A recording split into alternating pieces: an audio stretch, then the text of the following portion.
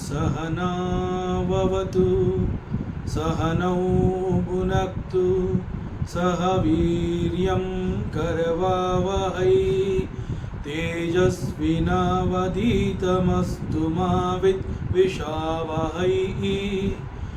ओम शांति शांति शांति। ಶ್ರೀಕೃಷ್ಣ ಸರ್ವೂ ನಿನ್ನ ಸೇವೆಯಾಗಲಿ ಸ್ವಾಮಿ. ಎಲ್ಲ ಆಧ್ಯಾತ್ಮ ಬಂಧುಗಳಿಗೂ ನಮಸ್ಕಾರ ಮತ್ತು ಜ್ಞಾನದರ್ಶನಂ ವೇದಿಕೆಗೆ ಸ್ವಾಗತ. ಧ್ವನಿ ಗುರುದೇವದಾಗಿರಲಿ, ವಿಚಾರ ಪರಮಾತ್ಮನದಾಗಿರಲಿ, ಹಾಗೂ ಇದು ನನ್ನದಲ್ಲದ ಕರ್ಮವಾಗಲಿ. Shri ಶಿವಮಹಿಮ್ನಾ Stotram. ಗ್ರಂಥಕರ್ತ ಪುಷ್ಪದಂತಾಚಾರ್ಯ.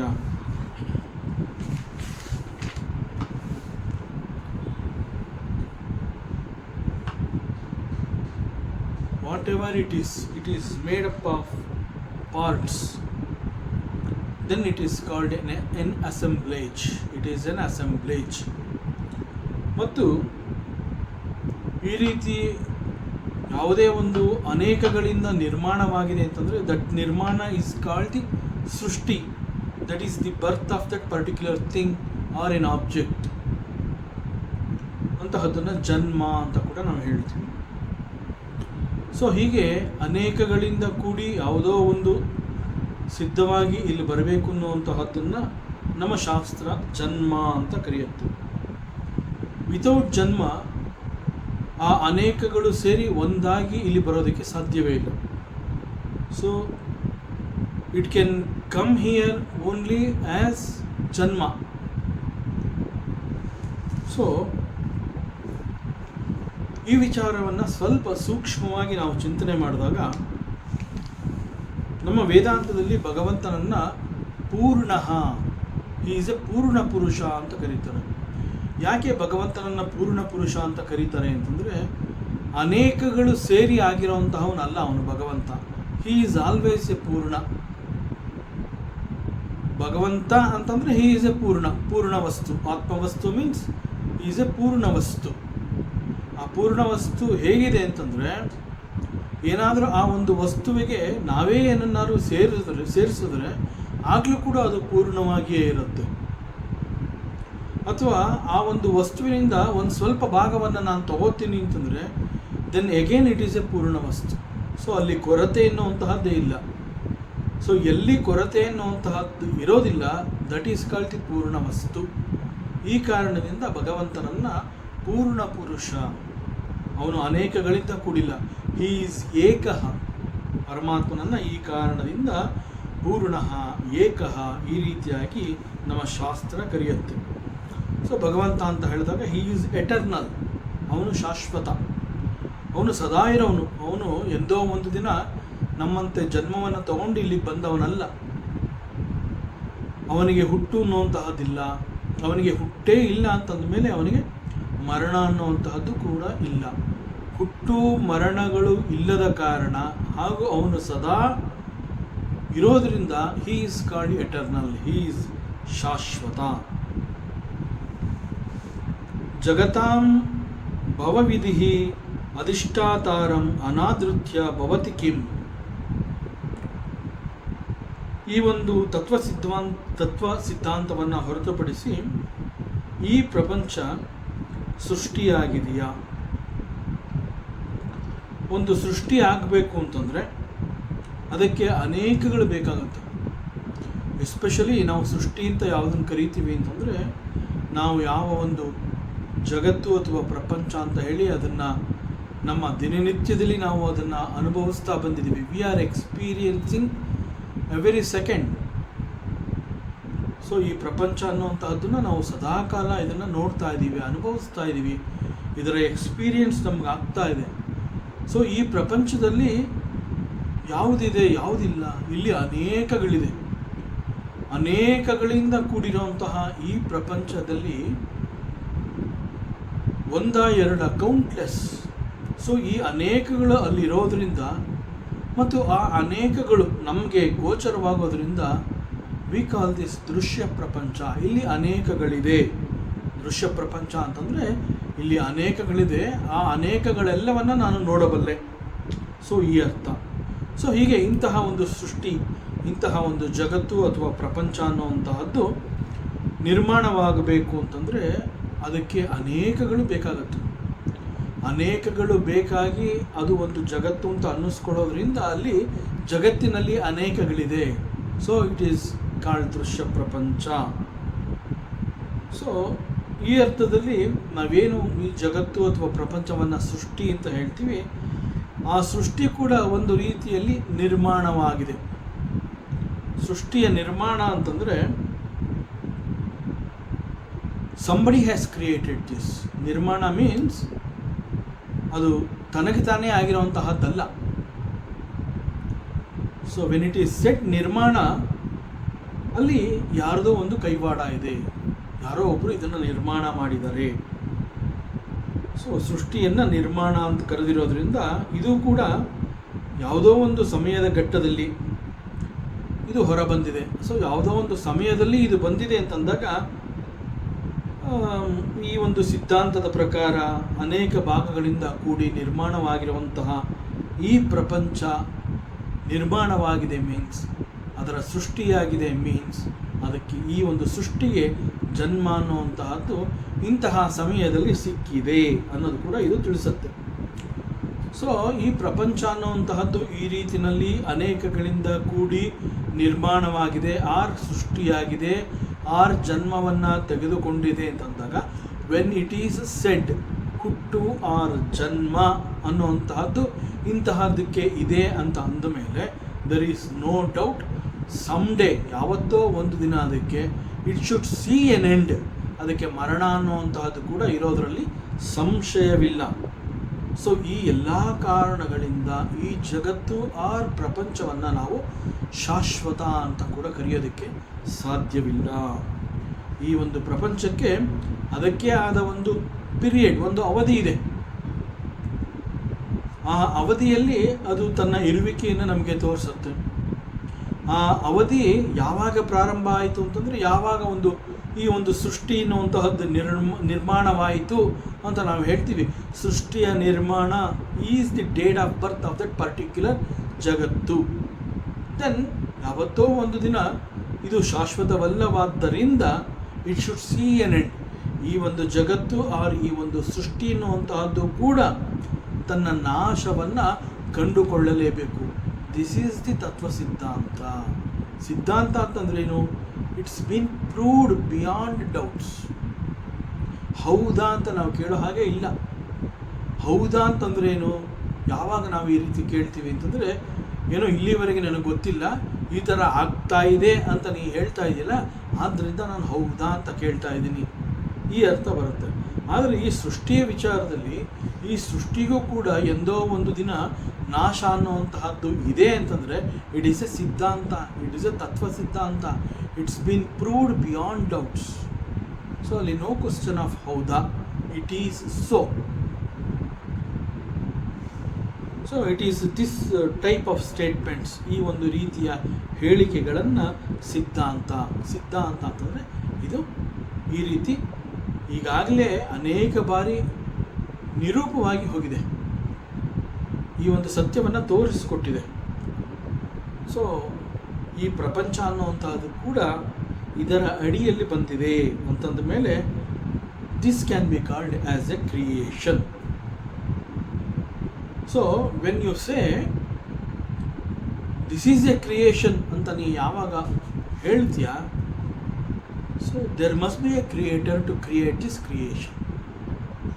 So when it is said it is a creation, there must be a creator. So there is a creator ಅನ್ನೋಂತಹದ್ದನ್ನು ಕೂಡ ಇದು ಸಾರಿ ಸಾರಿ ಹೇಳತ್ತು. ಸೊ ಜಗತ್ತು ಈಸ್ ನಾಟ್ ಶಾಶ್ವತ. ಸೊ ಶಾಶ್ವತ ಅಂತ ಹೇಳಬೇಕು ಅಂತಂದರೆ ಇಟ್ ಈಸ್ ಓನ್ಲಿ ಪರಮಾತ್ಮ ವಸ್ತು. ಅದು ಬಿಟ್ಟರೆ ಉಳಿದಂತೆ ಎಲ್ಲವೂ ಕೂಡ ಅಶಾಶ್ವತ. ಆ್ಯಂಡ್ ದಿಸ್ ಪರಮಾತ್ಮ, ಸಿನ್ಸ್ ಪರಮಾತ್ಮ ಅಂತ ಹೇಳಿದಾಗ ಇಟ್ ಈಸ್ ಶಾಶ್ವತ, ಪರಮಾತ್ಮ ಈಸ್ ಶಾಶ್ವತ ಅಂತ ನಾವು ಹೇಳ್ತಾ ಇರೋದ್ರಿಂದ ದಿಸ್ ಶಾಶ್ವತತ್ವ ಈಸ್ ಕಾಲ್ಡ್ ಅಮರವರ. ಸೊ ದಟ್ ಅಮರವರ, it is you the lord. ಹೇ Shiva Paramatma, it is you the ಅಮರವರ. ಪುಷ್ಪದಂತಾಚಾರ್ಯ ಹೇಳ್ತಾ ಇದ್ದಾನೆ ಈ ರೀತಿ ಪರಮಾತ್ಮನನ್ನು ಕುರಿತು, ಯು ಆರ್ ಅಮರವರ. ನಮ್ಮ ವೇದಾಂತ ಮತ್ತು ಶಾಸ್ತ್ರ, ನಮ್ಮ ಉಪನಿಷತ್ಗಳೆಲ್ಲ ಭಗವಂತನನ್ನು ಕುರಿತು ಹೇಳಬೇಕಾದ್ರೆ ಕಾನ್ಷಿಯಸ್ನೆಸ್ ಅಂತ ಕರೆಯುತ್ತೆ. ಈ ಆತ್ಮವಸ್ತು ಯಾವುದು ಅಂತಂದರೆ, ಭಗವಂತ ಅಂತ ಹೇಳಿದಾಗ ಈಸ್ ಎ ಪರಮಾತ್ಮ. ಬಟ್ ಯಾವಾಗ ಆತ್ಮವಸ್ತು ಪರಮಾತ್ಮ ವಸ್ತು ಅಂತ ನಾವು ಹೇಳ್ತೀವಿ, that is again the same ಪರಮಾತ್ಮ. ಕೆಲವು ಸಂದರ್ಭಗಳಲ್ಲಿ ಅವನನ್ನು ಭಗವಂತ ಅಂತ ಕರಿತೀವಿ, ಮತ್ತು ಕೆಲವು ಸಂದರ್ಭಗಳಲ್ಲಿ ಆತ್ಮ ಅಂತ ಹೇಳ್ತೀವಿ, ಪರಮಾತ್ಮ ಅಂತ ಹೇಳ್ತೀವಿ, ಆತ್ಮವಸ್ತು ಅಂತ ಹೇಳ್ತೀವಿ, ಪರಮಾತ್ಮ ವಸ್ತು ಅಂತ ಹೇಳ್ತೀವಿ. ಇವೆಲ್ಲ ಸಂದರ್ಭಗಳಲ್ಲಿ ನಾವು ಉಪಯೋಗಿಸಿರುವಂತಹ ಬೇರೆ ಬೇರೆ ಪದಗಳು. ಬಟ್ ಬೇರೆ ಬೇರೆ ಪದಗಳಾದರೂ ಕೂಡ ಅವೆಲ್ಲವೂ ಒಂದೇ ಅರ್ಥವನ್ನು ತಿಳಿಸ್ತಾ ಹೋಗುತ್ತೆ. ಸೊ ಹೀಗೆ ನಮ್ಮ ಶಾಸ್ತ್ರ ಭಗವಂತನನ್ನು ಕಾನ್ಷಿಯಸ್ನೆಸ್ ಅಂತ ಕರೆಯುತ್ತೆ. And this consciousness pervades the whole universe. ಯಾವುದನ್ನು ನಾವು ಕ್ರಿಯೇಷನ್, ಯೂನಿವರ್ಸ್, ವಿಶ್ವ, ಪ್ರಪಂಚ ಅಂತೆಲ್ಲ ಹೇಳ್ತಾ ಇದ್ದೀವಿ, ಆ ಪ್ರಪಂಚದ, ಆ ವಿಶ್ವದ, ಇಡೀ ವಿಶ್ವದ ಒಳಗೂ ಹೊರಗೂ ಇರೋಂತಹವನು ಈಸ್ ದಿಸ್ ಭಗವಂತ, ಈ ಪರಮಾತ್ಮ. ಹೀಗೆ ವಿಶ್ವದ ಒಳಗೆ ಹೊರಗೆ, ದಟ್ ಈಸ್ ಕಾಲ್ಡ್ ಪರ್ವೇಡಿಂಗ್. ಅಂತಂದರೆ ಯಾವ ಒಂದು ವಿಶ್ವ ಅಂತ ನಾವೇನು ಒಂದು ಯೂನಿವರ್ಸ್ ಅಂತ ಹೇಳ್ತೀವಿ, ಆ ಯೂನಿವರ್ಸ್ನಲ್ಲಿ ಭಗವಂತ ಎಲ್ಲಿದ್ದಾನೆ ಅಂತ ಏನಾದರೂ ಪ್ರಶ್ನೆ ಮಾಡಿದ್ರೆ, ಭಗವಂತ ಆ ಯೂನಿವರ್ಸ್ನಲ್ಲಿ ಒಳಗೆ ಹೊರಗೆ ಎಲ್ಲೆಲ್ಲೂ, he is everywhere. So everywhere ಅಂತಂದಾಗ ಹೊರಗಡೆನಾ ಕೇಳೋ ಹಾಗಿಲ್ಲ, ಒಳಗಡೆನಾ ಕೇಳೋ ಹಾಗಿಲ್ಲ. He is everywhere. He is pervading the entire universe. So that is consciousness. ಒಂದು ದೇಹದಲ್ಲಿ ಈಗ ನಾವು ನಮ್ಮನ್ನು ದೇಹ ರೂಪದಿಂದ ನಾವು ನಮ್ಮನ್ನು ಗುರುತಿಸ್ಕೋತೀವಿ. ಈ ನಮ್ಮ ದೇಹದಲ್ಲಿ ಹೇಗೆ ಜೀವಾತ್ಮ ಅನ್ನುವಂತಹವನು ಎಲ್ಲ ಕಡೆ, ದೇಹದ ಒಳಗೆ ಹೊರಗೆ ಎಲ್ಲೆಲ್ಲೂ ಇದ್ದಾನೆ. ಅವನು ಎಲ್ಲೆಲ್ಲೂ ಇರೋದ್ರಿಂದ ದೇಹದ ಒಳಗಡೆ ಕೂಡ ಅವನು ನಮ್ಮ ಸ್ಪಂದನೆಗೆ ಸಿಗ್ತಾನೆ, ದೇಹದ ಹೊರಗಡೆ ಕೂಡ ಆ ಜೀವಾತ್ಮ ನಮ್ಮ ಸ್ಪಂದನೆಗೆ ಸಿಗ್ತಾನೆ. ಅದರಿಂದ ಜೀವಾತ್ಮ ಅಂತ ಹೇಳಿದಾಗ, ವೇರ್ ಈಸ್ ಜೀವಾತ್ಮ ಅಂತಂದ್ರೆ ನಾವೇನು ಹೇಳ್ತೀವಿ? ಈಗ ನಮ್ಮ ದೇಹವನ್ನು ತೋರಿಸ್ಬಿಟ್ಟು, ಈ ದೇಹದಲ್ಲಿ ಜೀವಾತ್ಮ ಎಲ್ಲಿದ್ದಾನೆ? ತಲೆಯಲ್ಲಿದ್ದಾನ, ಕಣ್ಣಲ್ಲಿದ್ದಾನ, ಮೂಗಲ್ಲಿದ್ದಾನ, ಎದೆಯಲ್ಲಿದ್ದಾನ, ತೋಳುಗಳಲ್ಲಿದ್ದಾನ, ಎಲ್ಲಿದ್ದಾನೆ ಅವನು ಜೀವಾತ್ಮ? He is everywhere. ಯಾಕೆ ಅಂತಂದರೆ, ದೇಹದ ಯಾವುದೇ ಭಾಗಕ್ಕೆ ಸ್ವಲ್ಪ ಏನಾದರೂ ಒಂದು ನೋವು ಅಂತಾದರೆ ಅದು ನನಗೆ ಆಯಿತು ಅಂತ ಹೇಳ್ತೀವಿ, ಬಿಕಾಸ್ ಜೀವಾತ್ಮ ಈಸ್ ದೇರ್ ಆಲ್ಸೋ. ಬರೀ ನೋವು ಅಂತಲ್ಲ, ನಮ್ಮ ದೇಹದಲ್ಲಿ ಅನೇಕ ರೀತಿಯ ಕೆಲವು ಭಾವನೆಗಳು ಹೊರಬಂದಾಗ ಅವೆಲ್ಲವನ್ನು ನಾವು ಅನುಭವಿಸ್ತೀವಿ. ಸೊ ಎಲ್ಲೆಲ್ಲಿ ಆ ರೀತಿಯ ಕೆಲವು ಸ್ಪಂದನೆಗಳು ನಮಗೆ ಸಿಗತ್ತೆ, ಅದೆಲ್ಲ ಯಾಕೆ ಸಿಗತ್ತೆ ಅಂತಂದರೆ, ಜೀವಾತ್ಮ ಹೀಗೆ ನಮ್ಮ ದೇಹದಲ್ಲಿ ಒಳಗೂ ಹೊರಗೂ ಎಲ್ಲೆಲ್ಲೂ ಇರೋದರಿಂದ ಅವೆಲ್ಲವೂ ನಮ್ಮ ಅನುಭವಕ್ಕೆ ಸಿಗುವಂತಹದ್ದು. ಸೊ ಈ ರೀತಿಯಲ್ಲಿ ಜೀವಾತ್ಮ ಹೇಗೆ ದೇಹದ ಒಳಗೆ ಹೊರಗೆ ಎಲ್ಲೆಲ್ಲೂ ಇದಾನೋ, ಎಕ್ಸಾಕ್ಟ್ಲಿ ಲೈಕ್ ದಟ್ ದಿಸ್ ಪರಮಾತ್ಮ, ಹೀ ಪರ್ವೇಡ್ಸ್ ದಿ ಎಂಟೈರ್ ಯೂನಿವರ್ಸ್. ಎಲ್ಲೆಲ್ಲೂ ಪರಮಾತ್ಮ ಇದ್ದಾನೆ, in and out in this universe. So ಇಡೀ ದೇಹವನ್ನು ಕುರಿತು ಹೇಗೆ ನಾನು ಅಂತ ನಾವು ಇದನ್ನು ಕರಿತೀವಿ, Exactly like that, the whole Vishwa, the entire Vishwa is the body of the Supreme Lord.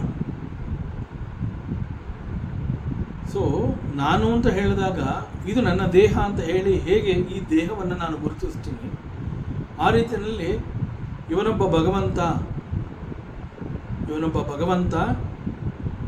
ಇವನು ಪರಮಾತ್ಮ, ಇವನು ವಿಶ್ವದಲ್ಲಿ ಎಲ್ಲೆಲ್ಲೂ ಇದ್ದಾನೆ ಅಂತಂದಾಗ ಜೀವಾತ್ಮನನ್ನು ಕುರಿತು ನಾವು ಗುರುತಿಸ್ತಾ ಇರೋದು ಯಾವುದರಿಂದ? ದೇಹದಿಂದ. ಸೊ ಈ ಪರಮಾತ್ಮನ ದೇಹ ಯಾವುದು ಹಾಗಾದರೆ? ಇಡೀ ವಿಶ್ವ ಪರಮಾತ್ಮನ ದೇಹ. So the entire universe is the cosmic body of the supreme lord. So ಅದನ್ನು ವಿರಾಟ ರೂಪ ಅಂತ ಕೂಡ ನಮ್ಮ ಶಾಸ್ತ್ರ ಹೇಳುತ್ತೆ. ಸೊ ಈ ಜಗತ್ತು ಅಥವಾ ಪರಮಾತ್ಮನ ಸೃಷ್ಟಿ ಎನ್ನುವಂತಹದ್ದು ಸತ್ಯವೇ ಆಗಿದ್ರೂ ಕೂಡ we have so many questions and doubts about this universe.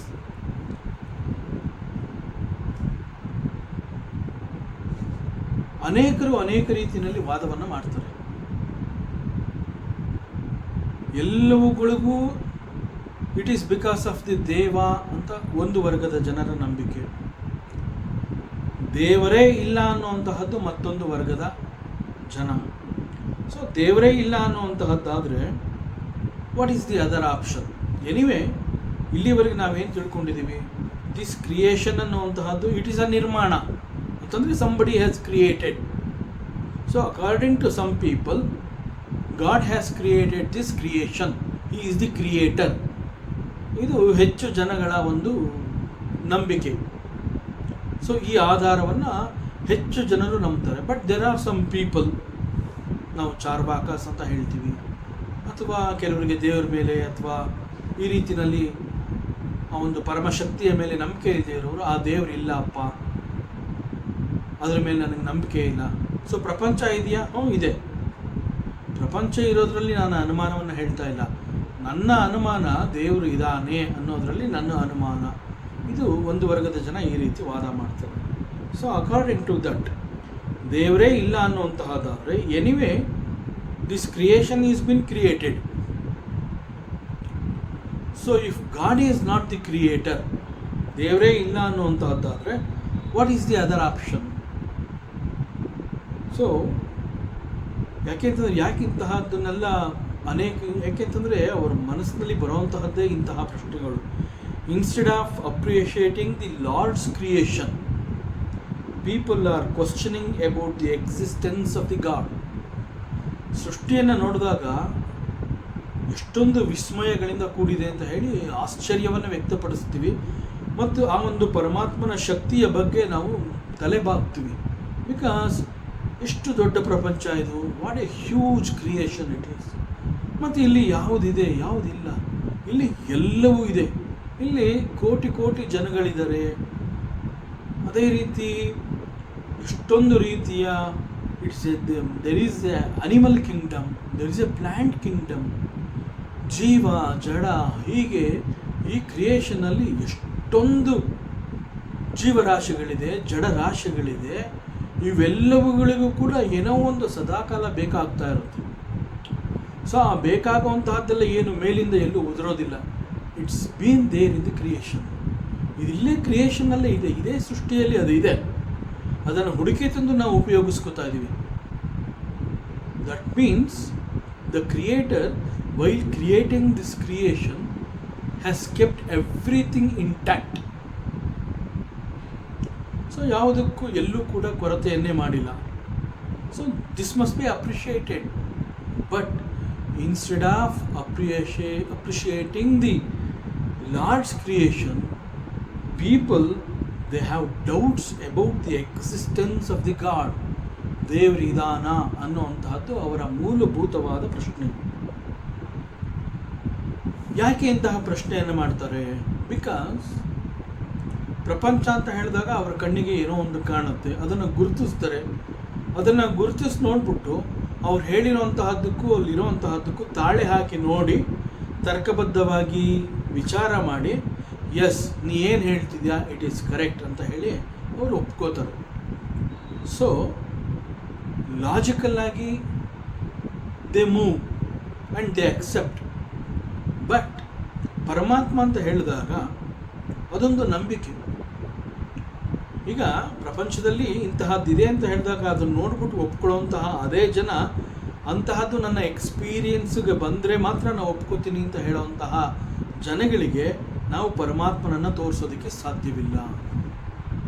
Because ಪರಮಾತ್ಮ ಈಸ್ ನಾಟ್ ಎ ವಸ್ತು to see. So it is a realisation. ಆದರೆ ಜನಗಳು ದೇ ಆಲ್ವೇಸ್ ಒಂದು ವಸ್ತುವನ್ನು ನೋಡಿ ಅದನ್ನು ಗುರುತಿಸಿ ಎಕ್ಸ್ಪೀರಿಯನ್ಸ್ ಮಾಡಿಕೊಂಡು ಅವುಗಳ ನಿಖರತೆ ಇರುವಿಕೆಯನ್ನು ತಿಳಿದು ಅದನ್ನು ಒಪ್ಕೋತಾರೆ. ಇಲ್ಲಿ ಪರಮಾತ್ಮ ಅಂತ ಹೇಳಿದಾಗ ಮುಖ್ಯವಾಗಿ ಪರಮಾತ್ಮ ಅಂತ ಹೇಳ್ತಾ ಇರೋವಂತಹ ಈ ಭಗವಂತ ಅಥವಾ ದೇವರು ಅಂತ ಏನು ಕರಿತೀವಿ, ಅವನಿಗೆ ಮೂಲವಾಗಿ ಒಂದು ಆಕಾರ ಅನ್ನುವಂತಹದ್ದೇ ಇಲ್ಲ, ಅವನಿಗೆ ಗಾತ್ರವೇ ಇಲ್ಲ. ಶಾಸ್ತ್ರ ಏನು ಹೇಳುತ್ತೆ? ಅಣೂರ್ ಅಣೀಯ, ಅಣುವಿಗಿಂತ ಅವನು ಸೂಕ್ಷ್ಮ, ಮಹತೋ ಮಹತು, ಮಹತ್ತಿಗಿಂತ ಮಹತ್ವ. ಸೊ ಶಾಸ್ತ್ರ ಈ ರೀತಿ ಹೇಳಿದಾಗ ಅವ್ರು ಹೇಳ್ತಾರೆ, ಓಕೆ, ಸೂಕ್ಷ್ಮಕ್ಕಿಂತ ಸೂಕ್ಷ್ಮ, ಮಹತ್ತಿಗಿಂತ ಮಹತ್ವ, it's all okay. But what is is actual ಗಾತ್ರ? ಅವನ ರೂಪ ಏನು, ಅವನ ಆಕಾರ ಏನು? ಅವನಿಗೆ ಆಕಾರವೇ ಇಲ್ಲ, ರೂಪವಿಲ್ಲ, ಗಾತ್ರವಿಲ್ಲ. ಸೊ ಅಂತಹವನನ್ನು ಗುರುತಿಸುವಂತಹದ್ದು ಬಹಳ ಕಷ್ಟ. ಸೊ ವಸ್ತುಸ್ಥಿತಿ ಈ ರೀತಿ ಇರೋದ್ರಿಂದ ಅವನು ಹೇಗೆ ತಾನೇ ಈ ವಿಶ್ವದ ಒಳಗೆ ಎಲ್ಲೆಲ್ಲೂ ತನ್ನನ್ನು ತಾನು ಈ ವಿಶ್ವದೊಂದಿಗೆ ತನ್ನನ್ನು ಆವರಿಸ್ಕೊಂಡಿದ್ದಾನೆ. He is pervading the entire world ಅಂತ ಹೇಳಿದಾಗ ಅವನು ಹೇಗೆ ಆವರಿಸ್ಕೊಂಡಿದ್ದಾನೆ? ಆ ರೀತಿ ಆವರಿಸ್ಕೊಂಡಿರೋಂತಹ ಯಾವ ಎಕ್ಸ್ಪೀರಿಯನ್ಸ್ಗಳು ಕೂಡ ನನಗೆ ಸಿಗ್ತಾ ಇಲ್ಲ. ರೂಪವೇ ಇಲ್ಲ, ಆಕಾರ ಇಲ್ಲ, ಗಾತ್ರ ಇಲ್ಲ, ಬಣ್ಣ ಇಲ್ಲ, ರುಚಿ ಇಲ್ಲ. ಇವೆಲ್ಲ ಇಂದ್ರಿಯಗಳಿಗೆ ಸಿಗುವಂತಹ ಜ್ಞಾನ. ಸೊ ಇವನು ಪ್ರಶ್ನೆ ಮಾಡ್ತಾ ಇರೋದು ಕೂಡ ಇಂದ್ರಿಯಗಳಿಗೆ ಸಿಗಬಹುದಾದಂತಹ ಒಂದು ಜ್ಞಾನವನ್ನು ಕುರಿತು ಅವನು ಪ್ರಶ್ನೆ ಮಾಡಿದ್ದಾನೆ. ಪರಮಾತ್ಮ ಅಂತಂದಾಗ ಅವನು ನನಗೆ ಕಾಣ್ತಾ ಇಲ್ಲ ಅಂತಂದ್ರೆ ಏನು? So I is the faculty for something to see. So ಕಣ್ಣು ಅಂತ ಹೇಳಿದಾಗ ಅದೊಂದು ಇಂದ್ರಿಯ. ಸೊ ಪರಮಾತ್ಮನನ್ನು ನಾನು ನೋಡೋಕ್ಕೆ ಆಗ್ತಾ ಇಲ್ಲ ಅಂತಂದರೆ ಅವನು ತನ್ನ ಕಣ್ಣುಗಳನ್ನು ಮುಂದಿಟ್ಕೊಂಡು ಈ ಕಣ್ಣಿಗೆ ಸಿಗಬೇಕು ಅಂತ ಹೇಳಿ ಇಂದ್ರಿಯಗಳ ಮೂಲಕ ಪರಮಾತ್ಮನನ್ನು ಪಡೆಯುವಂತಹ ಪ್ರಯತ್ನವನ್ನು ಮಾಡ್ತಾ ಇದ್ದಾನೆ. ಅವನಿಗೆ ರುಚಿ ಇಲ್ಲ, ಬಣ್ಣ ಇಲ್ಲ. ಸೊ ನೋ, ಅವೆಲ್ಲ ರುಚಿಯನ್ನಾಗಲಿ, ಬಣ್ಣವನ್ನಾಗಲಿ, ರೂಪವನ್ನಾಗಲಿ ಇವನ್ನೆಲ್ಲ ನೋಡುವಂತಹದ್ದು, ಗುರುತಿಸುವಂತಹದ್ದು ನಮ್ಮ ಇಂದ್ರಿಯಗಳು. ಸೊ ಇಂದ್ರಿಯಗಳಿಗೆ ಸಿಗಬಹುದಾದಂತಹ ಅದು ಯಾವುದೇ ಆದರೂ ಅದನ್ನು ಒಪ್ಕೋಬಹುದು. ಆದರೆ ಪರಮಾತ್ಮ ಅಂತ ಹೇಳಿದಾಗ ಹಿ ಈಸ್ ಇಂದ್ರಿಯಾತೀತ. ಸೊ ಹೀಗೆ ಪರಮಾತ್ಮ ಅಂತ ಹೇಳಿದಾಗ ಅವನಿಗೆ ಮೂಲವಾಗಿ ಅವನಿಗೆ ಒಂದು ಆಕಾರ ಇಲ್ಲ, ರೂಪ ಇಲ್ಲ, ಗಾತ್ರವೇ ಇಲ್ಲ. ಹೀಗೆ ಏನೊಂದೂ ಇಲ್ಲದ ಆ ಪರಮಾತ್ಮ ಇಡೀ ವಿಶ್ವದ ಒಳಗೂ ಹೊರಗೂ ಎಲ್ಲೆಲ್ಲೂ ತಾನು ಆವರಿಸ್ಕೊಂಡಿದ್ದಾನೆ ಅಂತ ನೀವೆಲ್ಲ ಹೇಳ್ತೀರಲ್ಲ, ಇದನ್ನು ಹೇಗೆ ನಂಬೋದು? How to believe this, how to accept this? So ಇಂತಹ ಪರಮಾತ್ಮನನ್ನು ಗುರುತಿಸೋದಕ್ಕೆ ಆಗೋದಿಲ್ಲ ಅಂತಂದ ಮೇಲೆ ಅಂತಹವನು ಈ ಸೃಷ್ಟಿಯನ್ನು ಹೇಗೆ ಕ್ರಿಯೇಟ್ ಮಾಡ್ದ? How he has created this creation? So ಈ ರೀತಿಯಲ್ಲಿ ಪ್ರಶ್ನೆಗಳು ಒಂದಾದ ಮೇಲೆ ಒಂದು ಅನೇಕ ರೀತಿಯಲ್ಲಿ ಪ್ರಶ್ನೆಯನ್ನು ಮಾಡ್ತಾ ಬರ್ತಾರೆ. ಸೊ ಪರಮಾತ್ಮನ ವಿಷಯದಲ್ಲಿ ಇಂತಹ ಪ್ರಶ್ನೆಗಳು ಅನೇಕರ ಮನಸ್ಸಿನಲ್ಲಿ ಇದೆ. So what is the other option? Okay, ಪರಮಾತ್ಮ ಅನ್ನೋಂಥವನು ನೋಡೋಕ್ಕಾಗಲ್ಲ, ಗುರುತಿಸೋಕ್ಕಾಗೋದಿಲ್ಲ ಅಂತ ಅವನು ಹೇಗೆ ಈ ಸೃಷ್ಟಿಯನ್ನು ಹೊರತರೋದಕ್ಕೆ ಸಾಧ್ಯ? It's okay. ಯಾಕೆಂತಂದರೆ ಇಂತಹ ಪ್ರಶ್ನೆಯನ್ನು ಮಾಡಿದಾಗ ಆ ಕ್ಷಣದಲ್ಲಿ ನಾವು ಅವ್ರಿಗೆ ಉತ್ತರ ಕೊಟ್ಟು ಅವ್ರನ್ನ ಕನ್ವಿನ್ಸ್ ಮಾಡೋಕ್ಕಾಗೋದಿಲ್ಲ. ಓಕೆ, ಪರಮಾತ್ಮ ಹ್ಯಾಸ್ ನಾಟ್ ಕ್ರಿಯೇಟೆಡ್ ಅಂತಲೇ ಅಂದ್ಕೊಳ್ಳೋದು. The next option, what is the next option? ಜಗತ್ತು ಮೊದಲಿನಿಂದನೂ ಇದೆ ಮತ್ತು ಅದು ಶಾಶ್ವತ, ಅದಕ್ಕೆ ನಾಶವೇ ಇಲ್ಲ ಅನ್ನುವಂತಹ ಏನಾದರೂ ಸಿದ್ಧಾಂತವನ್ನು ನೀವು ಒಪ್ಕೋತೀರಾ ಅಂತಂದರೆ ಅದು ಕೂಡ ಒಪ್ಕೊಳ್ಳೋಕ್ಕಾಗೋದಿಲ್ಲ. ಯಾಕೆಂತಂದರೆ ಈಗಷ್ಟೇ ನಾವು ಚರ್ಚೆ ಮಾಡಿದ್ವಿ, ದೇರ್ ವಾಸ್ ಎ ಸ್ಟೇಟ್ಮೆಂಟ್. ಈ ಹಿಂದೆ ಮಾಡಿದಂತಹ ಒಂದು ಸ್ಟೇಟ್ಮೆಂಟ್ ಪ್ರಕಾರ ಯಾವುದೇ ಒಂದು ಅನೇಕ ಪಾರ್ಟ್ಸ್ಗಳಿಂದ ಅದಾಗಿದೆ, ಇಟ್ಸ್ ಅನ್ ಅಸೆಂಬ್ಲೇಜ್ ಅಂತ ಹೇಳಿದಾಗ when you say it is an assemblage, there must be a janma for that. So prapancha is not purnaha, prapancha is not ekaha. ಪ್ರಪಂಚ ಅಥವಾ ಸೃಷ್ಟಿ ಅಂತ ಹೇಳಿದಾಗ ಅಲ್ಲಿ ಅವು ಅನೇಕಗಳಿಂದ ಕೂಡಿದೆ. That is why it is called the ದೃಶ್ಯ ಪ್ರಪಂಚ. ಸೊ ಯಾವಾಗ ಇಂತಹ ಪ್ರಶ್ನೆ ಬರುತ್ತೆ ತಕ್ಷಣ ಇದನ್ನು ಜ್ಞಾಪಿಸ್ಕೋಬೇಕು, ಈ ಪ್ರಪಂಚದಲ್ಲಿ ಅನೇಕಗಳಿದೆ. That is why we call this as ದೃಶ್ಯ ಪ್ರಪಂಚ. ಇದು ನಮ್ಮ ಜ್ಞಾಪಕಕ್ಕೆ ಬಂದ ತಕ್ಷಣ ಸೊ ನಾವು ಈ ಒಂದು ಪ್ರಶ್ನೆಯನ್ನು ಪಕ್ಕಕ್ಕೆ ಇಡ್ಬೋದು. So world cannot be called as the ಶಾಶ್ವತ ವಸ್ತು. ಸೊ ದ ಪ್ರಪಂಚ ಅಥವಾ ಸೃಷ್ಟಿ ಎನ್ನುವಂಥದ್ದು it is not eternal,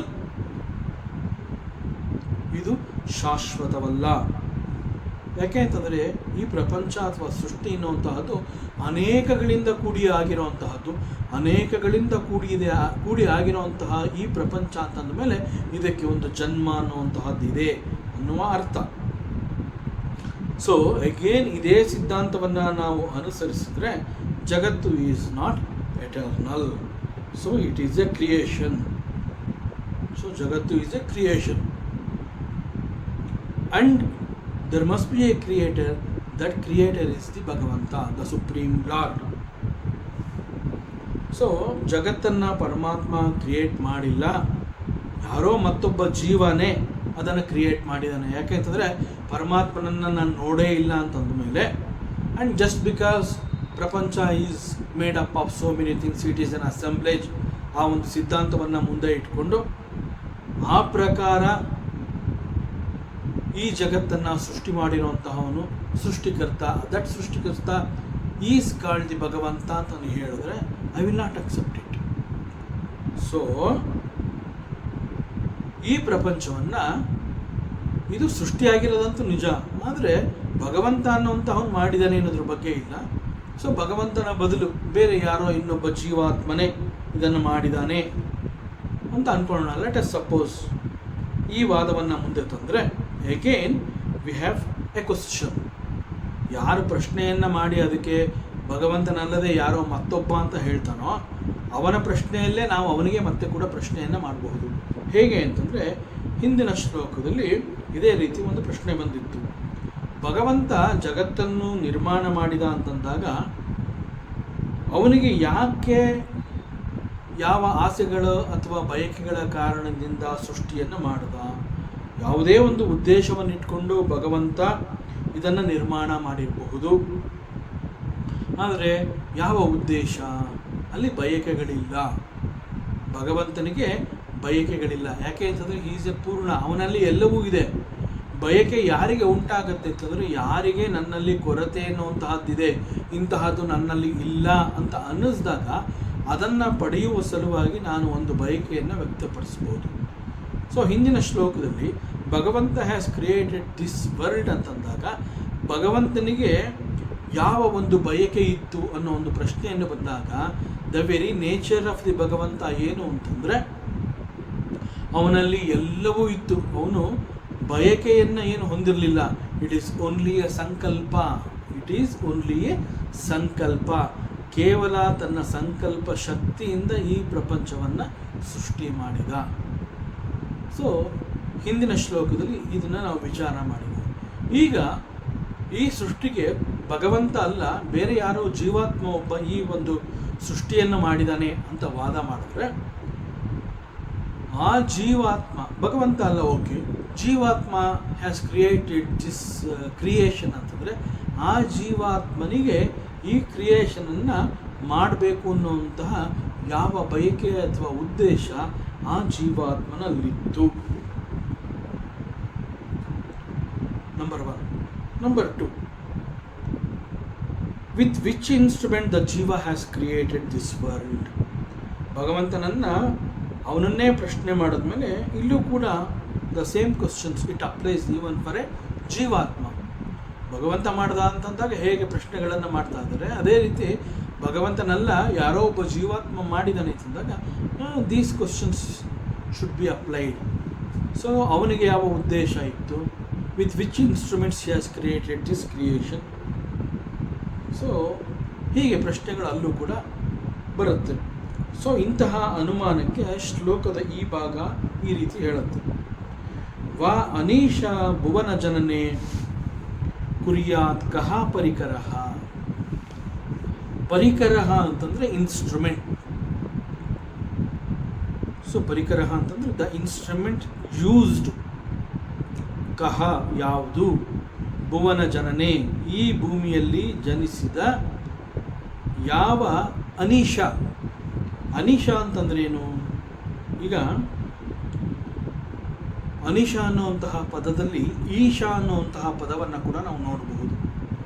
so ಈಶಾ ಮೀನ್ಸ್ ದಿ ಲಾರ್ಡ್, ದಿ ಯಜಮಾನ, ದಿ ಸುಪ್ರೀಂ ಬೀಯಿಂಗ್, ಪ್ರಭು, ಮಾಲೀಕ, ಈ ಅರ್ಥಗಳನ್ನು ಕೊಡುತ್ತೆ ಈಶಾ. ಸೊ ಈಶಾ ಅಂತಂದರೆ he is Shiva, he is ಪರಮಾತ್ಮ.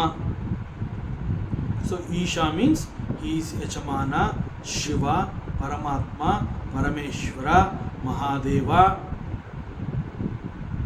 ಒಡೆಯ, ಯಜಮಾನ, ಮಾಲೀಕ. ಈ ಎಲ್ಲ ಅರ್ಥಗಳು ಈಶಾ ಅನ್ನುವ ಪದಕ್ಕಿದೆ.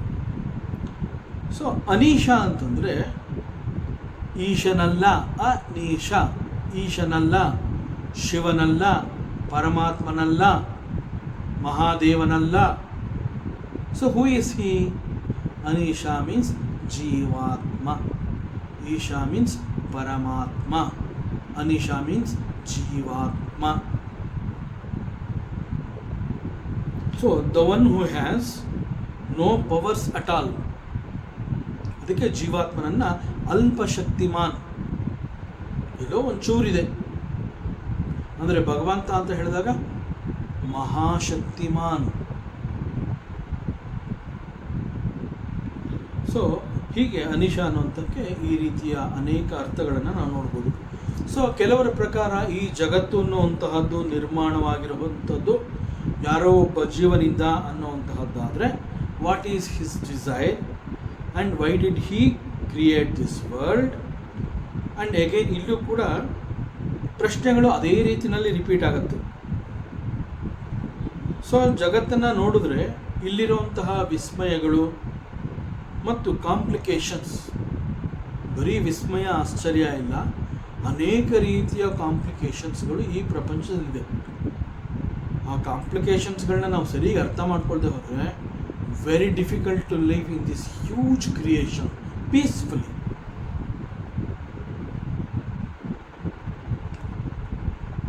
ಸೊ ಇಂತಹ ಕಾಂಪ್ಲಿಕೇಶನ್ಸ್ಗಳು ಒಂದೋ ಎರಡೋ ಅಲ್ಲ, ಅನೇಕಗಳಿದೆ. Because it's a very huge creation. So ಆದ್ದರಿಂದ ಇಂತಹ ಜಗತ್ತು ಅಂತಂದರೆ ವಿಸ್ಮಯ, ಆಶ್ಚರ್ಯ, ಕಾಂಪ್ಲಿಕೇಶನ್ಸ್ ಇವೆಲ್ಲ ಇರುವಂತಹ ಈ ಜಗತ್ತನ್ನು ನಿರ್ಮಿಸುವುದಕ್ಕೆ ಜೀವನಿಗೆ ಸಾಧ್ಯವೇ ಇಲ್ಲ. ಬಿಕಾಸ್ ಜೀವ ಅಂತಂದಾಗ ಹಿ ಈಸ್ ಎ ಅಲ್ಪಶಕ್ತಿಮಾನ್, ಅಲ್ಪ ಬುದ್ಧಿಮಾನ್. ಬುದ್ಧಿ ಕೂಡ ಅವನಿಗೆ ಸ್ವಲ್ಪನೇ ಇರುವಂತಹದ್ದು. ಹಿ ಈಸ್ ನಾಟ್ ಸರ್ವಜ್ಞ. ಭಗವಂತ is Sarvajna. He is the nowhere of everything. But ಜೀವಾತ್ಮ ಈಸ್ ನಾಟ್ ಲೈಕ್ ದಟ್. ಆದ್ದರಿಂದ ಇಂತಹ ಜಗತ್ತನ್ನು ನಿರ್ಮಿಸುವುದಕ್ಕೆ ಜೀವನಿಂದ ಸಾಧ್ಯವೇ ಇಲ್ಲ. ಯಾಕೆಂತಂದರೆ ಯಾರೇ ಆಗಲಿ ಒಬ್ಬ ಏನೋ ಒಂದು ಮಾಡಬೇಕು ಅಂತಂದಾಗ ಹಿ ನೀಡ್ಸ್ ಎನ್ ಇನ್ಸ್ಟ್ರೂಮೆಂಟ್. ಯಾಕೆ ಅವನಿಗೆ ಒಂದು ಇನ್ಸ್ಟ್ರೂಮೆಂಟ್ ಬೇಕಾಗತ್ತೆ? ಏನೋ ಒಂದನ್ನು ಅವನು ಮಾಡಬೇಕು ಅಂತಂದಾಗ why he needs instrument? He depends on instrument because he is ಅಲ್ಪಶಕ್ತಿಮಾನ್. ಕೇವಲ ತನ್ನೊಬ್ಬನಿಂದ ಯಾವುದೇ ಒಂದು ಕೆಲವು ವಸ್ತುಗಳನ್ನು ಅವನು ಮಾಡೋಕ್ಕಾಗೋದಿಲ್ಲ. So he needs an instrument. For example, ಅಡುಗೆ ಮಾಡಬೇಕು ಅಂತಂದ್ಬಿಟ್ಟು ನಾವು ತರಕಾರಿಗಳನ್ನು ಹೆಚ್ಕೋಬೇಕು ಅಂತಂದರೆ ನಾವು ಕೈಯಿಂದ ಬೆರಳುಗಳಿಂದ ತರಕಾರಿನ ಹೆಚ್ಚಕ್ಕಾಗೋದಿಲ್ಲ. We also require an instrument to cut the vegetables. We use knife. See, cutting vegetables ಅನ್ನುವಂತಹದ್ದು ಎಷ್ಟು ಸಣ್ಣ ಕೆಲಸ. ಅಷ್ಟು ಸಣ್ಣ ಕೆಲಸಕ್ಕೆ we depend on an instrument. ಅಂಥದ್ರಲ್ಲಿ ಯಾರೋ ಒಬ್ಬ ಜೀವ ಏನೋ ಒಂದು ಮಾಡ್ತಾ ಇದ್ದಾನೆ ಅಂತಂದಾಗ he depends on an instrument.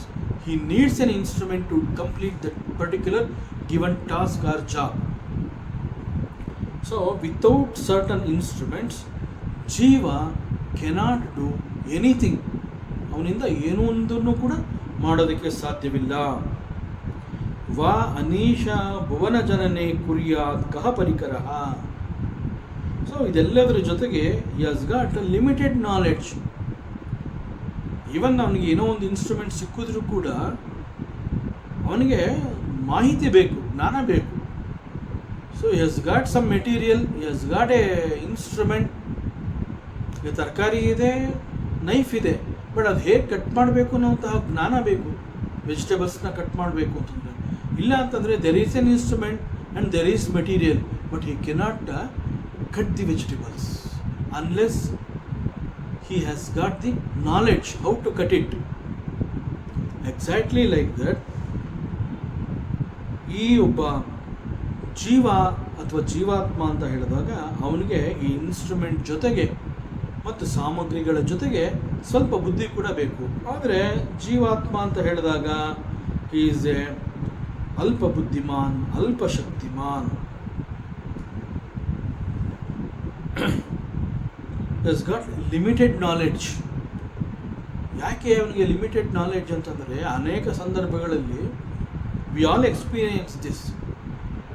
ನಮ್ಮ ದೇಹದೊಳಗಡೆ ಏನು ನಡೀತಾ ಇದೆ ಅನ್ನುವಂತಹದ್ದೇ ನಮ್ಗೆ ಯಾರಿಗೂ ನೆಟ್ಟಿಗೆ ಸರಿಯಾಗಿ ಗೊತ್ತಿಲ್ಲ. ಮತ್ತು ನಮ್ಗಳಿಗೆಲ್ಲ ಯಾರ್ಯಾರಿಗೆ ಏನೇನು ಕರ್ಮಫಲಗಳು ಮೂಲವಾಗಿ ನನಗೆ ಬರಬಹುದಾದಂತಹ ಮುಂದಿನ ಕರ್ಮಫಲಗಳು, ಅದು ಒಳ್ಳೆಯದಿರಬಹುದು, ಕೆಟ್ಟದಿರಬಹುದು, ಅದೆಲ್ಲ ಏನಾಗಿರಬಹುದು, no idea. We cannot know that secret. ದೇಹದಲ್ಲಿ ಏನು ನಡೀತಾ ಇದೆ, ನಾನು ತಿಂದಂತಹ ಆಹಾರ ಜೀರ್ಣವಾಯಿತಾ ಅನ್ನೋಂಥದ್ದು ಕೂಡ ನಾನು ಅದನ್ನು ನನ್ನ ದೇಹವನ್ನು ನೋಡಿಕೊಂಡು ಜೀರ್ಣ ಆಗ್ತಾ ಇದೆ, ಆಹಾರ ಇಲ್ಲಿ ಬಂದಿದೆ, ಇಲ್ಲಿ ಪಚನ ಆಗ್ತಾ ಇದೆ, no, we cannot see that. So ದೇಹದಲ್ಲಿ ರಕ್ತ ಹೇಗೆ ಹರಿತಾ ಇದೆ, ವಿ ಕೆನಾಟ್ ಸಿ. ದೇಹದಲ್ಲಿ ಏನು ನಡೀತಾ ಇದೆ, ವಿ ಕೆನಾಟ್ ಸಿ. ಸೊ ನಮ್ಮ ದೇಹದೊಳಗಡೆ ಏನು ನಡೀತಾ ಇದೆ ಅನ್ನುವಂತಹದ್ದೇ ನಮಗೆ ಗೊತ್ತಾಗ್ತಾ ಇಲ್ಲ, ಗೊತ್ತಾಗೋದಕ್ಕೆ ಸಾಧ್ಯವೂ ಇಲ್ಲ. ಅದೇ ರೀತಿ ಈಗ ಮುಂದಿನ ಕ್ಷಣದಲ್ಲಿ ನನಗೇನಾಗುತ್ತೆ, ಐ ಡು ನಾಟ್ ನೋ. ಮುಂದೆ ಒದಗಿ ಬರಬಹುದಾದಂತಹ ಕರ್ಮಫಲಗಳ ಬಗ್ಗೆ, ಪುಣ್ಯ ಫಲಗಳಿರಬಹುದು, ಕರ್ಮದ ಪಾಪದ ಫಲಗಳಿರ್ಬೋದು ಅವು. ಆದರೆ ಮುಂದೆ ಒದಗಿ ಬರಬಹುದಾದ ಆ ಫಲಗಳ ಬಗ್ಗೆ ಕೂಡ we have no idea. Why? Because we are ಅಲ್ಪ ಶಕ್ತಿಮಾನ್, ಅಲ್ಪ ಬುದ್ಧಿಮಾನ್. So we are limited. ಮನುಷ್ಯ ಅಂತಂದಾಗ he is very very very limited. ಹೀಗೆ ಜೀವಾತ್ಮ ಅಂತಂದಾಗ ಅವನ ಬಗ್ಗೆಯೇ ಅವನಿಗೇನು ಗೊತ್ತಿಲ್ಲ ಅಂತಂದ ಮೇಲೆ ಇಷ್ಟೊಂದು ವಿಸ್ಮಯಗಳಿಂದ, ಆಶ್ಚರ್ಯಗಳಿಂದ, ಕಾಂಪ್ಲಿಕೇಶನ್ಸ್ಗಳಿಂದ ಕೂಡಿರುವಂತಹ ಈ ಒಂದು ಜಗತ್ತು ಒಬ್ಬ ಜೀವ ಹೇಗೆ ತಾನೇ ನಿರ್ಮಾಣ ಮಾಡೋದಕ್ಕೆ ಸಾಧ್ಯ? ಸೊ ಈ ರೀತಿಯಲ್ಲಿ ಅವರುಗಳ ಪ್ರಶ್ನೆಗೆ ಇವೆಲ್ಲ ನಾವು ಮುಂದಿಟ್ಟರೆ they will come to a conclusion. Jivatma cannot create this creation. Maybe they may not agree. There is a Bhagavanta he has created.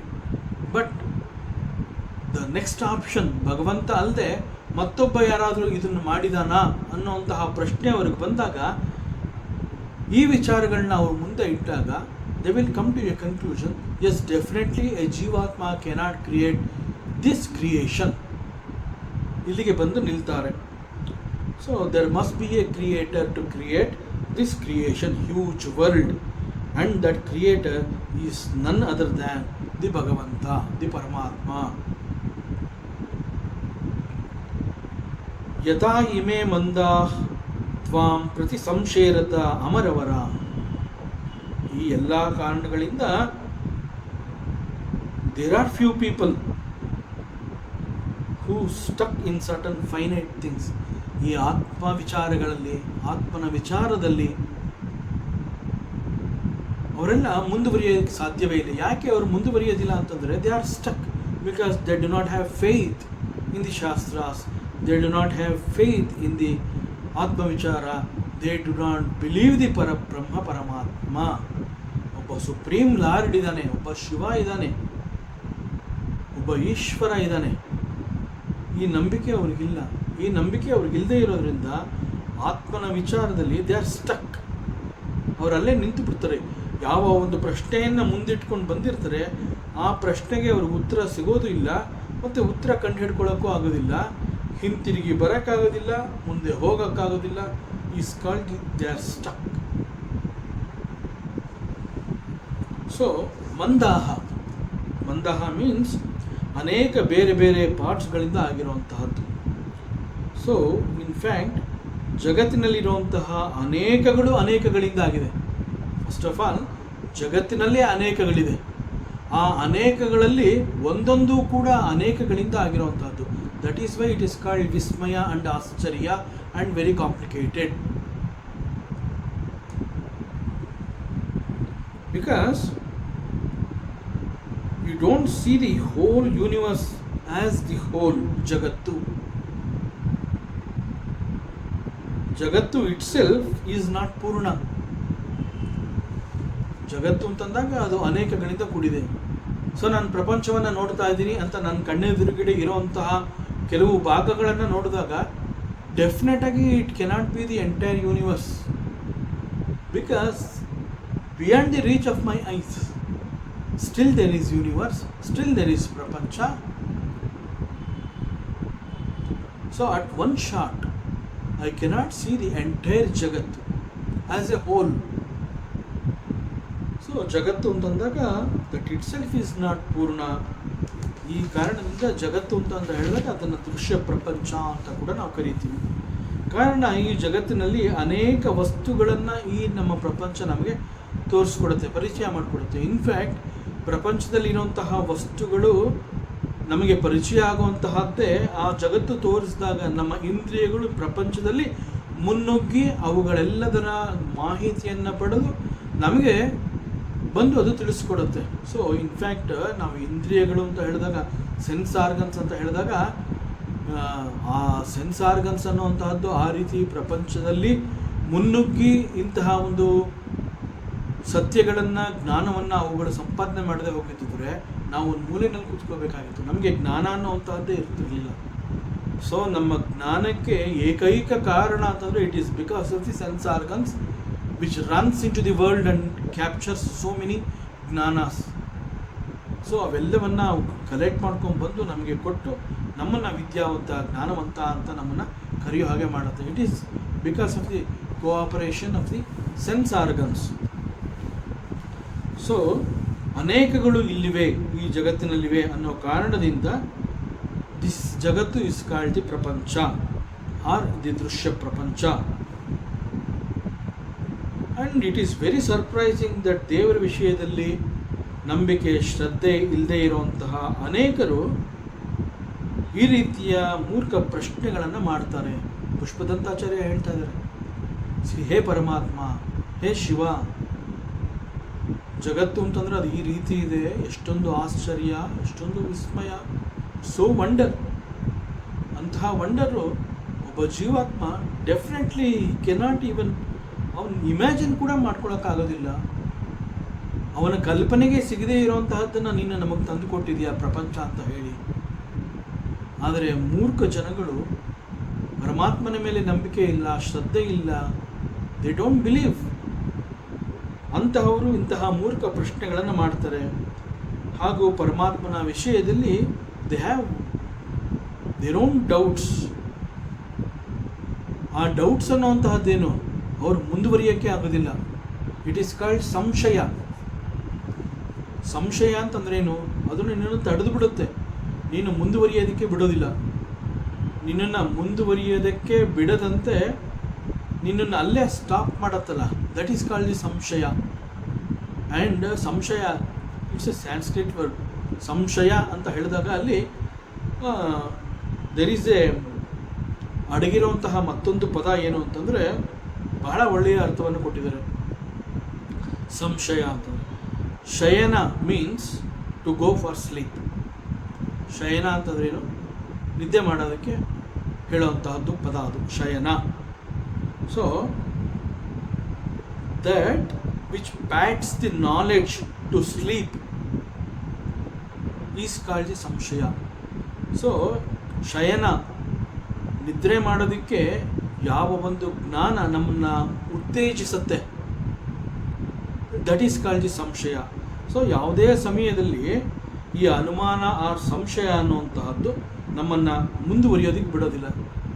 ಯಾವಾಗ ಅದು ಈ ಒಂದು ವಿಚಾರದಲ್ಲಿ ಪ್ಯಾಕ್ ಮಾಡುತ್ತೆ, ಇಮ್ಮಿಡಿಯೇಟಾಗಿ ನಾವು ನಿದ್ದೆ ಮಾಡ್ತೀವಿ. ನಿದ್ದೆ ಮಾಡಿದಾಗ ಏನು ಕೆಲಸ ಆಗುತ್ತೆ, ಎಲ್ಲಿ ಮುಂದುವರಿತೀವಿ ನಾವು? ಸೊ ಸಂಶಯ ಈಸ್ ಲೈಕ್ ದಟ್. ಸಂಶಯ ಅಂತಂದರೆ ದೇವರ ವಿಚಾರದಲ್ಲಿ ಸಂಶಯ ಅಂತ ಬಂದಾಗ he cannot grow spiritually, he is stuck. ಅವನ ಗ್ರೋತ್ ಅಷ್ಟೇ. ಸೊ ಸಂಶಯ ಅನ್ನುವಂತಹದ್ದು ಮನುಷ್ಯನನ್ನು ಕಟ್ಟಿ ಹಾಕ್ಬಿಡುತ್ತೆ, ಅವನ ಬೆಳವಣಿಗೆಯನ್ನು ಅದು ಕುಂಠಿತಗೊಳಿಸುತ್ತೆ. So that is called the ಸಂಶಯ. ತ್ರಯೀ ಸಾಂಖ್ಯ ಯೋಗ ಪಶುಪತಿ ಮತಂ ವೈಷ್ಣವಮಿತಿ ಪ್ರಭಿನ್ನೆ ಪ್ರಸ್ಥಾನೆ ಪರಮಿದ ಮದಃ ಪತ್ಯಮಿತಿ ಚ ರುಚೀನಾಂ ವೈಚಿತ್ರ್ಯ ಧೃಚುಕುಟಿಲ ನಾನಾಪದ ಜುಷಾಂ ನೃಣಾಮೇಕೋ ಗಮ್ಯಃ ತ್ವಮಸಿ ಪಯಸಾಮರ್ಣವ ಇವ. ಒಂದು ಒಳ್ಳೆ ಎಕ್ಸಾಂಪಲ್ನ ಕೊಟ್ಟು ಇಲ್ಲಿ ಪುಷ್ಪದಂತಾಚಾರ್ಯ ಈ ಶ್ಲೋಕದಲ್ಲಿ ಮತ್ತಷ್ಟು ವಿಚಾರಗಳನ್ನು ತಿಳಿಸ್ತಾ ಇದ್ದಾನೆ. ಪರಮಾತ್ಮನ ಸ್ವಭಾವ ಮತ್ತು ಲಕ್ಷಣಗಳನ್ನು ನಮಗೆ ತಿಳಿಸ್ಕೊಟ್ಟಿರುವಂತಹದ್ದೇ ನಮ್ಮ ವೇದಾಂತ. ನಮ್ಮ ವೇದಗಳು, ಆ ವೇದ ಮಂತ್ರ ಅಂತ ಏನಿದೆ, ಆ ವೇದ ಮಂತ್ರದಲ್ಲಿ ಇರೋದಾದರೂ ಏನು? ಪರಮಾತ್ಮನ ಸ್ವಭಾವ ಮತ್ತು ಲಕ್ಷಣವನ್ನು ಕುರಿತು ಹೇಳುವಂತಹದ್ದು ಮಂತ್ರ. ಮನನಾತ್ ತ್ರಾಯತೆ ಇತಿ ಮಂತ್ರ. ನಿರಂತರವಾಗಿ ಮನನವನ್ನು ಮಾಡೋದರಿಂದ ಅದು ನಮ್ಮ ಎಲ್ಲರಲ್ಲೂ ಇರುವಂತಹ ಅನೇಕ ರೀತಿಯ ತೊಂದರೆಗಳಿಗೆ ಪರಿಹಾರವನ್ನು ಉಂಟು ಮಾಡುತ್ತೆ. That is called the mantra. So ದೇವರ ವಿಚಾರದಲ್ಲೂ ಕೂಡ ವೆನ್ ವಿ ಆರ್ ಸ್ಟಕ್, ಆಗ when we go behind this Veda mantras, ಆಗ they reveal the very nature of the God. ಪರಮಾತ್ಮನ ಸ್ವಭಾವ ಮತ್ತು ಲಕ್ಷಣವನ್ನು ತಿಳಿಸ್ಕೊಡುವಂತಹದ್ದೇ ನಮ್ಮ ವೇದಗಳು. ಸೊ ವೇದಗಳ ಪ್ರಕಾರ ದೇವರು ಅಂತ ಹೇಳಿದಾಗ, ಪರಮಾತ್ಮ ಅಂತ ಹೇಳಿದಾಗ, ಅಥವಾ ಭಗವಂತ ಅಂತ ಹೇಳಿದಾಗ, there are 3 types of powers. ಅಲ್ಲಿ 3 ರೀತಿಯ ಶಕ್ತಿಗಳನ್ನು ನಾವು ನೋಡ್ತೀವಿ. ದೇವರು ಅಂತ ಹೇಳಿದಾಗ ಅಲ್ಲಿ 3 ರೀತಿಯ ಶಕ್ತಿಗಳನ್ನು ಬಹಳ ನಿರಾಯಾಸವಾಗಿ ಉಪಯೋಗಿಸ್ಕೊಳ್ಳುವಂತಹ ಚಾಕಚಕ್ಯತೆಯನ್ನು ಕೂಡ ಭಗವಂತ ಹೊಂದಿರ್ತಾನೆ. It is not just he has got 3 types of powers. He is capable of making use of these 3 different types of powers. In fact, ಶಕ್ತಿ ಅಂತ ಹೇಳಿದಾಗ it belongs to the ಮಾಯಾ ಶಕ್ತಿ ಅಂತ ನಾವು ಹೇಳ್ತೀವಲ್ಲ. ಸೊ ಯಾವ ಒಂದು ಶಕ್ತಿ ನಮಗೆ ಅರ್ಥ ಆಗೋದಿಲ್ಲ, ಹಾಗಾದ್ರೆ ನಾವು ಮಾಯೆ ಅಂತ ಕರಿತೀವಿ. ಅದಕ್ಕೆ ಪುರಾಣದ ಕೆಲವು ಕಥೆಗಳಲ್ಲಿ ರಾಕ್ಷಸರು ದೇವತೆಗಳು ಯುದ್ಧ ಮಾಡ್ತಾ ಇದ್ದಾಗ ರಾಕ್ಷಸರು ತಮ್ಮ ಮಾಯಾಶಕ್ತಿಯಿಂದ ದೇವತೆಗಳನ್ನು ಜೊತೆ ಯುದ್ಧ ಮಾಡಿ ಅವ್ರನ್ನ ಗೆಲ್ಲೋದಕ್ಕೆ ಸಾಧ್ಯವಾಯಿತು. ಈ ಸಂದರ್ಭದಲ್ಲಿ ಅವ್ರು ಗೆದ್ದಿರೋ ಹಂಗೆ ಕಾಣ್ತಾ ಇದೆ ಅಂತ ಎಲ್ಲ ಹೇಳಿದಾಗ, ದಟ್ ಮಾಯಾಶಕ್ತಿ ಅಂತ ಹೇಳಿದಾಗ that Shakti cannot be understood very easily. ಆಗ ಅದನ್ನು ಮಾಯಾ ಅಂತ ಹೇಳ್ತಾರೆ. ಸೊ ಇಲ್ಲಿ ಶಕ್ತಿ, 3 ರೀತಿಯ ಶಕ್ತಿಗಳು ಭಗವಂತನಲ್ಲಿದೆ ಅಂತಂದಾಗ, ಶಕ್ತಿಗಳು ಅಂತ ಹೇಳಿದಾಗ it belongs to the maya and the ಭಗವಂತ, ಹಿ ಈಸ್ ದಿ ಮಾಯಾಪತಿ. Shaktis are with the maya and he is the ಮಾಯಾಪತಿ, and again the shaktis belongs to the ಪರಮಾತ್ಮ. ಸೊ ಭಗವಂತನಲ್ಲಿ ಈ ರೀತಿಯಲ್ಲಿ 3 ರೀತಿಯ ಪವರ್ಗಳಿದೆ. ಸೊ 3 ರೀತಿಯ ಶಕ್ತಿಗಳನ್ನು ನಾವು ಭಗವಂತನಲ್ಲಿ ನೋಡಬಹುದು. ಯಾವುದು ಆ ಶಕ್ತಿಗಳು? ಒಂದು ಜ್ಞಾನಶಕ್ತಿ, ಮತ್ತೊಂದು ಇಚ್ಛಾಶಕ್ತಿ, ಹಾಗೂ 3ನೇದು ಕ್ರಿಯಾಶಕ್ತಿ. ಸೊ ಜ್ಞಾನಶಕ್ತಿ, ಇಚ್ಛಾಶಕ್ತಿ ಹಾಗೂ ಕ್ರಿಯಾಶಕ್ತಿ ಅನ್ನುವಂತಹ 3 ರೀತಿಯ ಶಕ್ತಿಗಳನ್ನು ನಾವು ಭಗವಂತನಲ್ಲಿ ನೋಡಬಹುದು. ಅವುಗಳನ್ನು ಅವನು ಹೊಂದಿದ್ದಾನೆ. So it is called the power of knowledge. The power of knowledge, the power of single pointed desire for something, that is called the Ichcha Shakti. And the last one is to act upon it, to attain, it is called the Kriya Shakti. So ಹೀಗೆ ಭಗವಂತನಲ್ಲಿ ಈ ರೀತಿಯ 3 ಶಕ್ತಿಗಳು ಕಂಡುಬರುತ್ತೆ. So ನಾವು ಮಾಡುವಂತಹ ಯಾವುದೇ ಒಂದು ಕಾರ್ಯಕ್ಷಮತೆ, ನಾವೇನೋ ಒಂದು ಕೆಲಸವನ್ನು ಮಾಡ್ತಾ ಇರ್ತೀವಿ, ಅಲ್ಲಿ ಇದನ್ನು ನಾವು ಗಮನಿಸಬಹುದು. ಈಗ ಉದಾಹರಣೆಗೆ ಒಂದು ಸತ್ಸಂಗ ಇದೆ ಅಂತ ಹೇಳಿದಾಗ, ಒಂದು ಸ್ಪಿರಿಚುವಲ್ ಡಿಸ್ಕೋರ್ಸ್ ಅಂತ ಹೇಳಿದಾಗ, ಆ ಒಂದು ಡಿಸ್ಕೋರ್ಸ್ಗೆ ನಾವು ಬರಬೇಕು, ಅಟೆಂಡ್ ಆಗಬೇಕು ಅಂತಂದರೆ ಅಲ್ಲಿ 3 ರೀತಿಯಲ್ಲೂ ಈ ಶಕ್ತಿಗಳು ತಮ್ಮ ಕೆಲಸವನ್ನು ಮಾಡಬೇಕಾಗುತ್ತೆ. 3 ಶಕ್ತಿಗಳು ಒಟ್ಟಿಗೆ ಸೇರಿ ಅಲ್ಲಿ ಕೆಲಸವನ್ನು ಮಾಡಿದಾಗ one can attend to this spiritual discourse. It is only an example. ಹೇಗೆ ಅಂತಂದರೆ, ಒಂದು ಸತ್ಸಂಗದಲ್ಲಿ ದೆರ್ ಈಸ್ ಎ ಪ್ರೋಗ್ರಾಮ್.